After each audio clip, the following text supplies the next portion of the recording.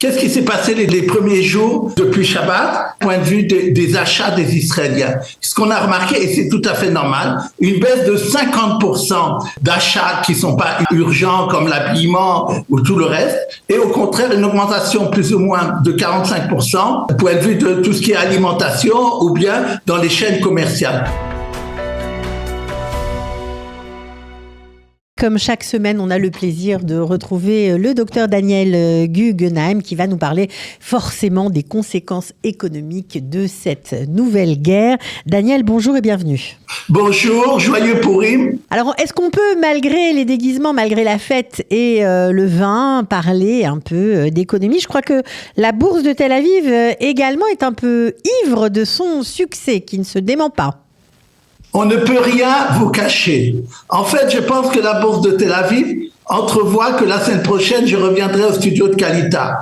Elle est euphorique. En fait, on a dans la presse israélienne, on dit en hébreu Ida Nazar, que la bourse israélienne ces 2 derniers jours anticipe l'heure de l'or. C'est-à-dire qu'ils voient déjà ce qui se passe après. D'abord, ils anticipent, comme je l'ai dit, quelque chose qui va pas durer longtemps, quelque chose qui, point de vue de l'économie, sera limité et surtout, ils voient les perspectives après, c'est-à-dire que des perspectives même de la paix dans la région, une baisse de la prime de sécurité pour Israël. Et si vous avez commencé effectivement par la bourse, je voudrais dire que là, je vois en 2 jours, les indices phares ont fait du 10% à peu près et ont même dépassé les baisses qu'il y avait eu avant la guerre, parce que dans la semaine dernière, ça avait un peu flotté, étant donné qu'il y avait l'incertitude. L'incertitude, c'est toujours mauvais pour les marchés financiers.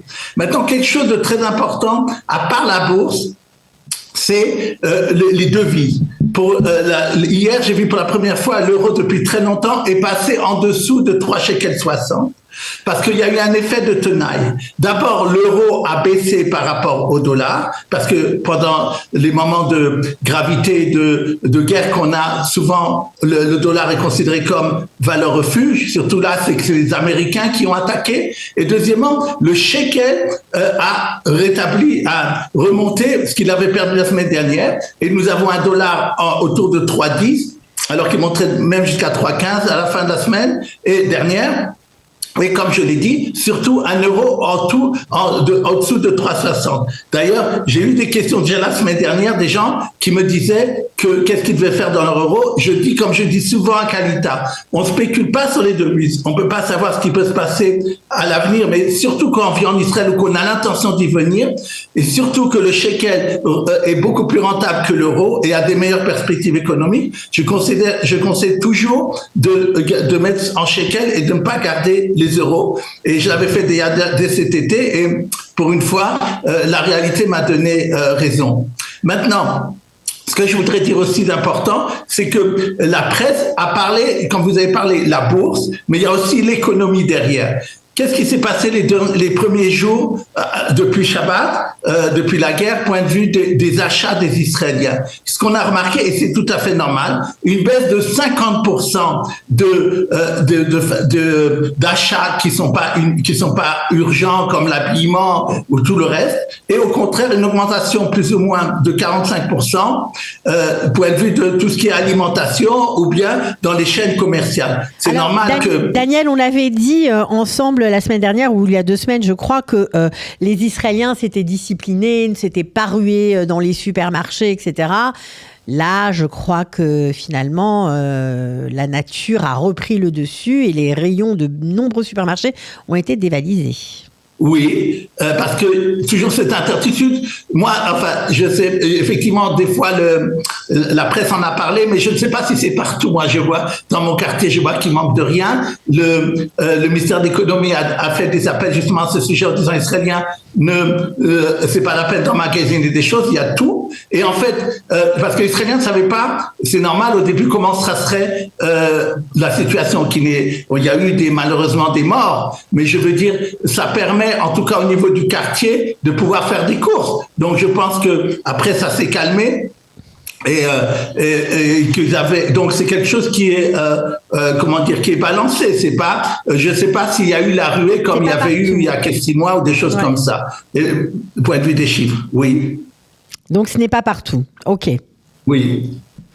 Maintenant, ce que je voulais vous dire très important, c'est le point de vue de ce que ça va coûter à l'économie.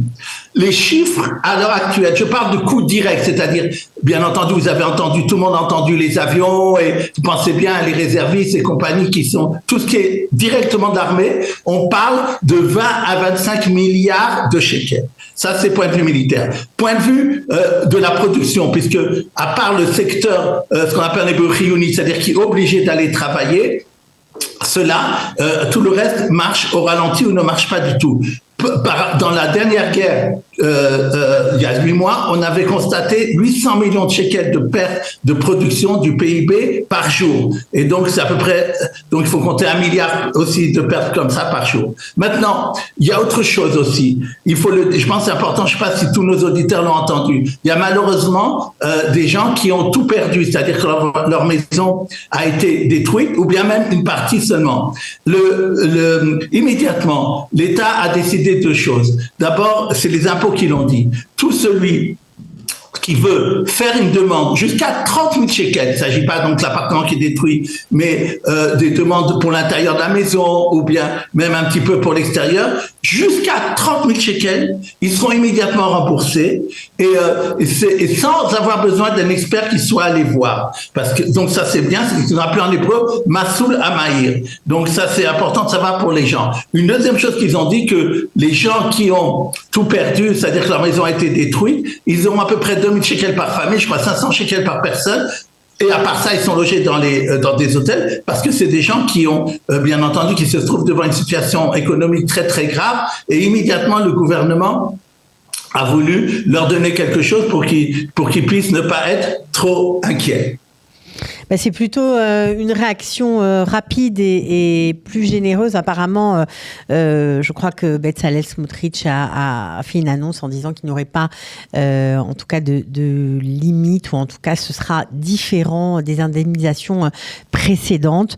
Merci Daniel pour ces précisions. Oui. Très intéressant. Je peux rajouter une phrase parce que vous m'avez tenté là. Que point de vue de Smotrich qu'il a dit, les indépendants, les entreprises lui ont demandé de faire la même chose, et c'est près d'ailleurs de ce qu'il y avait il y a 8 mois, point de vue de dédommagement. Et le ministère des Finances ne veut pas le faire parce qu'ils savent pas combien de jours va durer. Et à mon avis, ils ont des indications, je voudrais quand même donner de l'espoir, que c'est beaucoup moins long que ce qu'on entend de Trump sur des semaines.